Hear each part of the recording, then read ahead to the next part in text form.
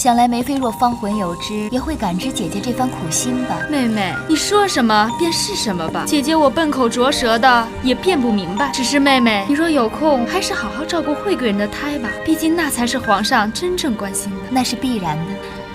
甄嬛舞动间，四座皆为之惊艳，她的才华与魅力更是赢得了皇上的青睐。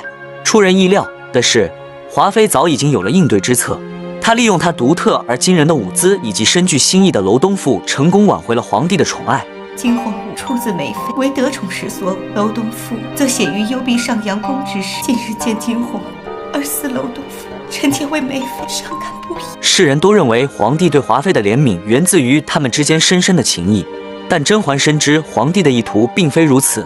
皇帝的这一举措，实则是为了借助年氏家族的力量，以增强自己的权力，稳定大清朝的统治。随着华妃再次得宠，皇帝为顾及朝政，逐渐冷淡了甄嬛。但甄嬛的智慧与包容，使她仍得皇帝亲眼相加，深的赞赏。小主不好了，怎么了？安大人出事了！姐姐救命！这是怎么了？起来，慢慢说。姐姐，我父亲下狱了。安陵容的父亲因随军护卫西北的银梁，却不幸遭遇了劫匪，导致银梁尽失。皇上对此事震怒不已，下旨将其父亲关押入狱，衣锦效尤。在这个充满了无奈与困苦的世界里，陵容如同一只迷途的羔羊，无助地寻求着甄嬛与眉庄的援助。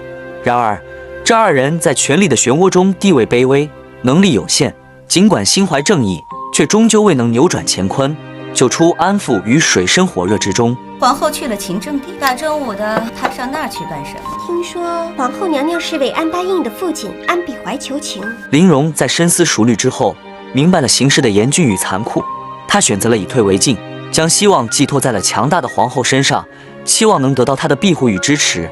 而华妃在听闻了安比怀的遭遇后，却采取了截然不同的策略。她迅速游说皇帝将其赐死，以此斩断了陵容的后路。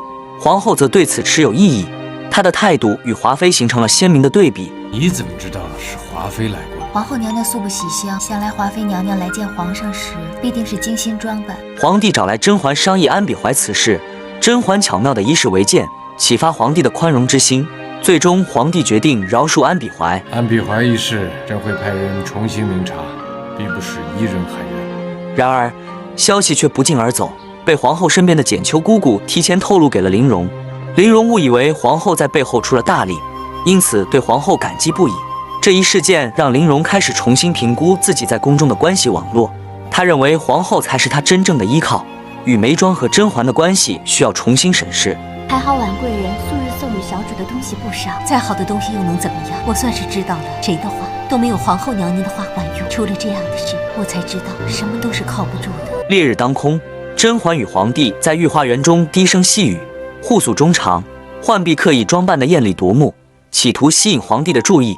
然而，她的这点小九九，甄嬛早已洞悉于心。你长得俏丽，心思也细巧，谢皇上。果然是你调教出来的。